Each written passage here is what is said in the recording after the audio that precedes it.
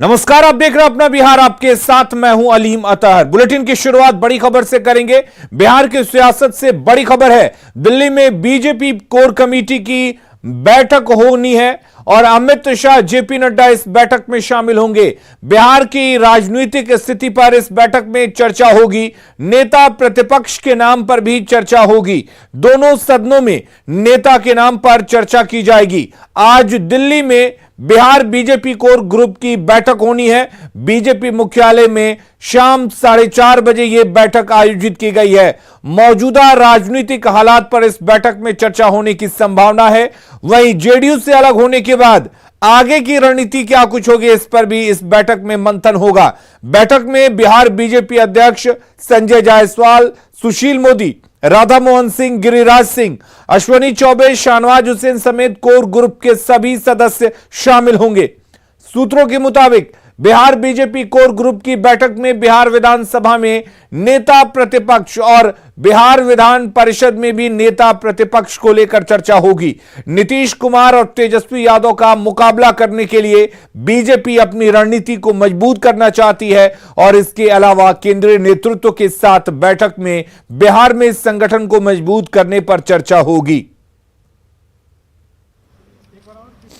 नहीं, निश्चित तौर पर जो बिहार में राजनीतिक परिदृश्य बदला है और इसके पूर्व भी समय समय पर कोर कमेटी बैठती रहती है और हम लोग समसामयिक मुद्दे पर और कई जो विषय आते हैं उस पर चर्चा होती है। आज केंद्रीय नेतृत्व के साथ बैठक होगी जो आने वाले दिनों में बिहार में हमारा क्या कदम होगा और किस प्रकार से बिहार में हम सब आने वाले दिनों में बिहार के लोगों के लिए काम करेंगे। ये कई सारे विषय हैं जिस पर हम सब बात।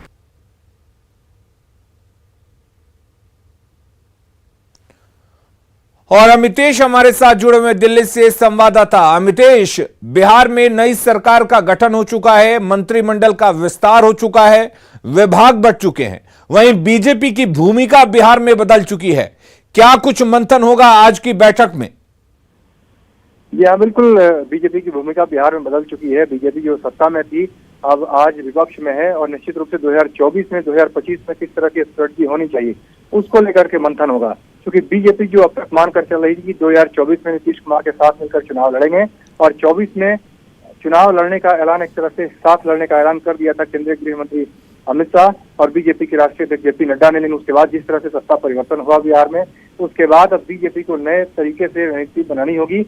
आगे क्या क्या चूक हुई उन तमाम चीजों पर भी मंथन होगा और आगे किस तरह से आगे बढ़ना है उसको लेकर भी मंथन होगा। इसी के मद्देनजर बिहार बीजेपी कोर ग्रुप की बैठक दिल्ली में बुलाई हुई है, जिसमें बीजेपी कोर ग्रुप के सभी 20 जो नेता हैं वो शामिल होंगे। तमाम बीजेपी के वरिष्ठ नेता बिहार के शामिल होंगे और केंद्रीय गृह मंत्री अमित शाह और बिहार के तमाम नेताओं के साथ बीजेपी के राष्ट्रीय अध्यक्ष जेपी नड्डा दोनों की मीटिंग होगी। तो इस मीटिंग में तमाम स्ट्रेटजी बनेगी, आगे कैसे आगे बढ़ना है। दूसरा सबसे बड़ा सवाल है कि नीतीश कुमार, तेजस्वी यादव के नेतृत्व में जो बिहार में सरकार चलेगी, डिप्टी सीएम और सीएम दोनों जो है, तो उसके काट के तौर पर बीजेपी किस नेता को उभारे, क्या कलेक्टिव लीडरशिप में आगे बढ़ेगी या फिर नेता प्रतिपक्ष किसे बनाया जाएगा बिहार विधानसभा में, उसको क्या कौन समुदाय का होगा, क्या अति पिछड़ा समुदाय का होगा या ओबीसी का होगा या सवर्ण होगा, बीजेपी कौन सी रणनीति अख्तियार करती है, इन तमाम इश्यूज को लेकर के आज की बैठक में चर्चा होगी और दिल्ली में बीजेपी मुख्यालय में थोड़ी देर बाद मंथन शुरू होने वाला है। अमितेश, क्या लगता है, अगर बात करें हम नेता प्रतिपक्ष के नामों की, तो क्या कोई चर्चा है नामों में? बीजेपी देखा जाए तो विधायक दल के नेता तारकिशोर प्रसाद हैं जो कि डिप्टी सीएम से पिछली सरकार में, उनके साथ में रेणु देवी जी जो कि अति पिछड़ा समुदाय के हैं, तो 2 डिप्टी सीएम बीजेपी ने बनाए थे। लेकिन इस बार बीजेपी की स्ट्रेटजी क्या बीजेपी अति पिछड़े समुदाय के व्यक्ति को ही आगे कंटिन्यू करती है और नेता प्रतिपक्ष के तौर पर मैदान में उतारती है या फिर ओबीसी समुदाय में कुछ किसी दूसरे नाम पर आगे बढ़ती है। तमाम इश्यूज को लेकर के मंथन होगा, लेकिन बीजेपी सभी मुद्दों पर आज चर्चा करेगी, उसके बाद ही किसी के नाम पर आगे बढ़ेगी। फिलहाल आज तमाम इश्यूज पर चर्चा होने वाली है, लेकिन किसी एक व्यक्ति का नाम लेना अभी सही नहीं होगा। लेकिन हाँ, चर्चा जरूर है, बहुत सारे ऐसे नाम हैं जिसको लेकर के बीजेपी विचार करेगी और जब जेपी नड्डा और अमित शाह साथ बैठेंगे इस कोर ग्रुप की बैठक में। तो अमितेश, बीजेपी जब भी किसी का नाम सामने लाती है तो अक्सर चौंका देती है, लेकिन जिस तरह से देखा जाए बिहार में जब से राजनीतिक तस्वीर बदली है, बीजेपी लगातार हमलावर है और आक्रामक रुख अख्तियार किए हुए है।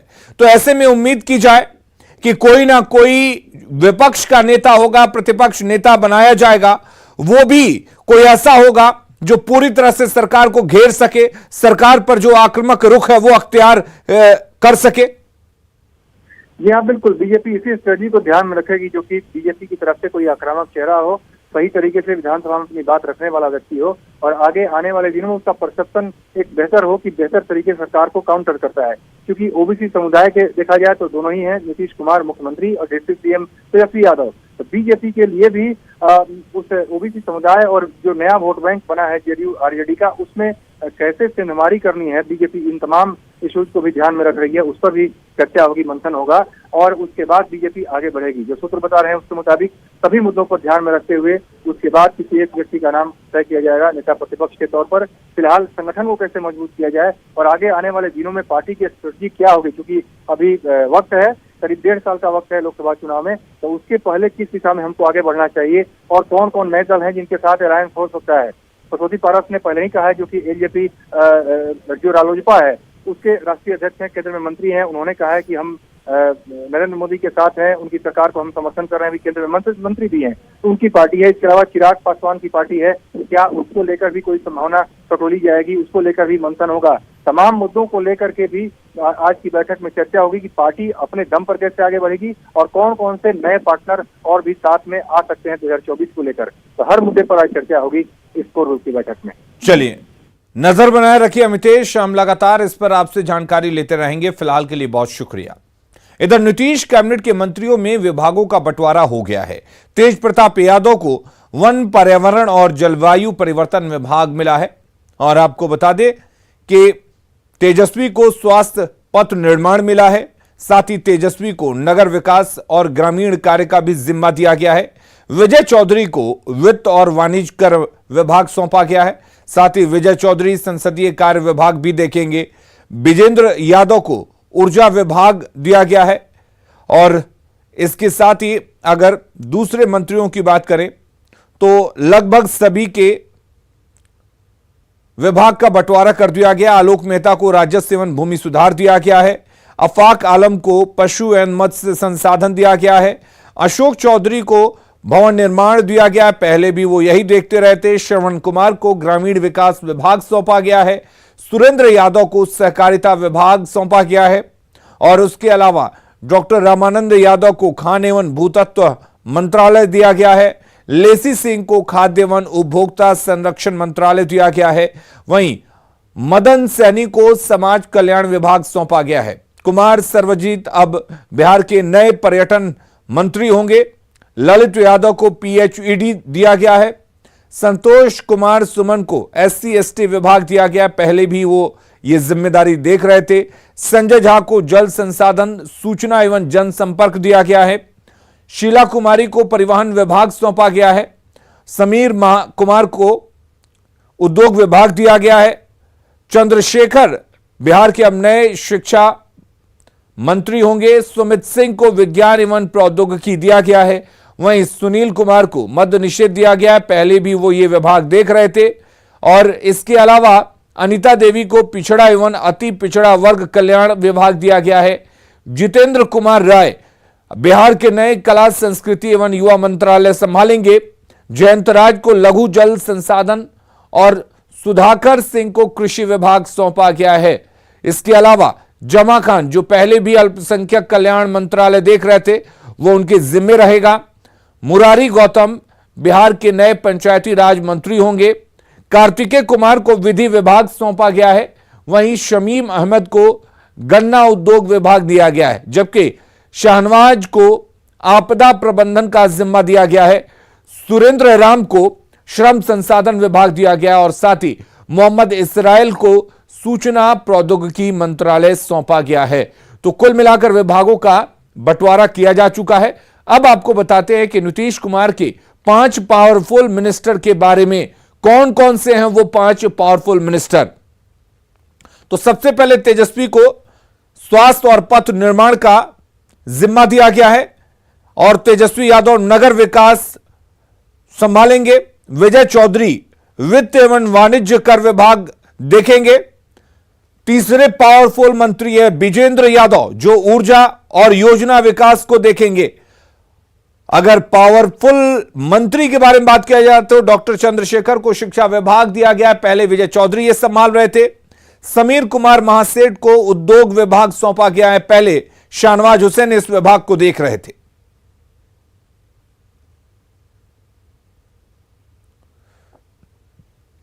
और चलिए अब कैबिनेट विस्तार की वो कौन कौन सी बड़ी बातें हैं वो हम आपको बताते हैं। जातीय समीकरण का ध्यान रखा गया है। मंत्रालय के बंटवारे में जातीय समीकरण का ध्यान रखा गया है। आरजेडी ने एमवाई समीकरण पर खास तौर पर फोकस किया है। इसके अलावा आरजेडी में सबसे ज्यादा 6 यादव मंत्री बने हैं। और वहीं मुस्लिम चेहरों की बात करें तो आरजेडी ने 3 मुस्लिम चेहरों को मौका दिया है। क्षेत्रीय समीकरण का भी ख्याल रखा गया है। मंत्रिमंडल में सभी क्षेत्रों का प्रतिनिधित्व दिया गया है। वहीं जेडीयू ने जातीय और क्षेत्रीय संतुलन को भी साधा है।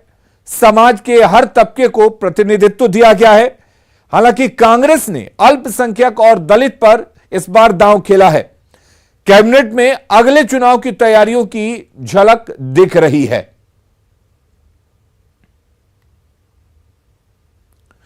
तो बिहार में मंत्रिमंडल विस्तार हो गया है। इसे लेकर बीजेपी से राज्यसभा सांसद सुशील मोदी ने तंज कसा है। सुशील मोदी ने कहा है कि मंत्रिमंडल विस्तार संतुलित नहीं है।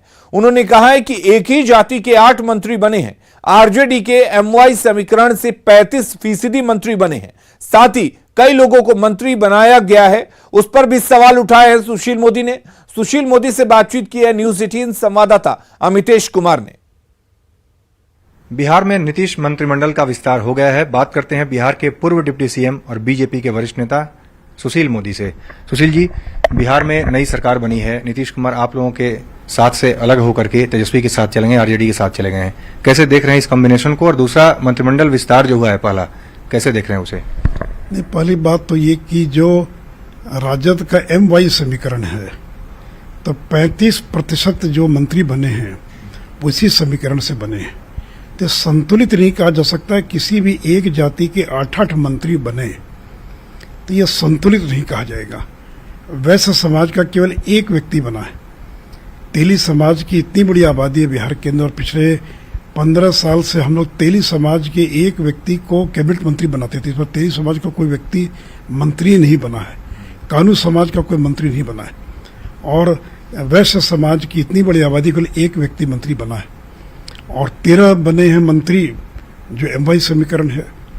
और 2 बड़ी खासियत इस विस्तार की कि तेजस्वी यादव को झुंझुना थमा दिया गया।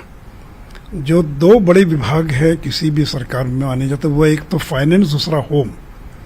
तो एक कम से कम आरजेडी को मिलना चाहिए था। तो दोनों विभाग जो है वो जनता दल यू ने अपने पास रख लिया। और ये जो कार्तिक कुमार जिनको बनाया है, ये तो अनंत सिंह के बिजनेस पार्टनर है। तो यानी जो मैसेज गया वो ठीक मैसेज नहीं गया है। एक तो संतुलित नहीं है, और दूसरा इसके अंदर ललित यादव, सुरेंद्र यादव, रामानंद यादव, कार्तिक कुमार जैसे लोगों को जो मंत्री बनाया गया है, तो इससे पहले ही दिन बिहार में एक दहशत का माहौल, लोगों के मन डर का माहौल, इस तरह के लोगों को मंत्री बना दिया। पता नहीं नीतीश जी दबाव में उनको ये बनाना पड़ा या क्या उनकी मजबूरी थी, लेकिन ऐसे लोगों को मंत्री कम से कम नहीं बनाया जाना चाहिए था। बहुत बहुत धन्यवाद। तो ये थे बिहार के बीजेपी के वरिष्ठ नेता और पूर्व deputy CM Sushil Modi. Cameraman चंदन पटवाल के साथ अमितेश सिंह, न्यूज 18 दिल्ली। और महागठबंधन की सरकार में शिक्षा विभाग का जिम्मा मधेपुरा के आरजेडी विधायक चंद्रशेखर को दिया गया है। मंत्रियों को विभाग मिलने के साथ ही सचिवालय में स्वागत की तैयारी तेज कर दी गई है। शिक्षा मंत्री के चैम्बर में फूल और गुलदस्ता लेकर कर्मी मंत्री के स्वागत में खड़े हैं। माना जा रहा है कि कैबिनेट की बैठक के बाद मंत्री कभी भी पदभार ग्रहण कर सकते हैं। शिक्षा विभाग का जायजा लिया संवाददाता रजनीश कुमार ने।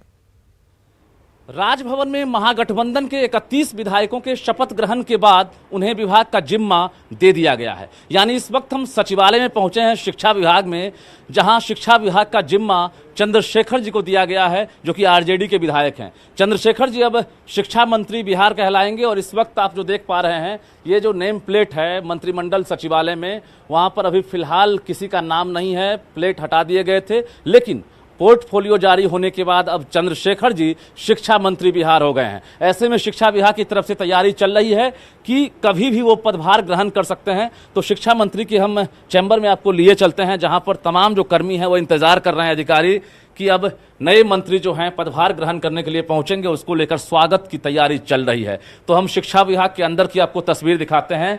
इससे पहले विजय कुमार चौधरी शिक्षा मंत्री हुआ करते थे, जिनकी ये कुर्सी जो है थी, लेकिन सरकार बदलने के बाद विजय चौधरी को अब दूसरा जिम्मा मिला है और चंद्रशेखर जी अब शिक्षा मंत्री बनेंगे। तो इस वक्त देखिए आपकी गुलदस्ता सजाया जा रहा है और जो टेबल है या फिर कुर्सियां हैं, तमाम जगहों पर देख सकते हैं तैयारी चल रही है और कुर्सी पर जो है नए तौलिए बिछाए गए हैं और सभी कर्मी जो है अपनी तैयारी में जुट गए हैं। तो सभी को इंतजार था, क्योंकि जिस तरह से अचानक सरकार बदली एनडीए की और महागठबंधन की सरकार बनी, तो उसी समय से ये कहा जा रहा था कि आरजेडी कोटे में इस बार शिक्षा विभाग जाएगा। और जाहिर है तेजस्वी यादव और नीतीश कुमार के बीच बातचीत के बाद ये सहमति बनी है, जिसके बाद आरजेडी के ही चंद्रशेखर को शिक्षा मंत्री बनाया गया है। और इस वक्त आपको हम शिक्षा विभाग की तस्वीर दिखा रहे हैं, क्योंकि कभी भी तैयारी ये है कि शिक्षा मंत्री जो है कभी भी पदभार ग्रहण कर सकते हैं। इसको लेकर सभी कर्मी तैयार हैं।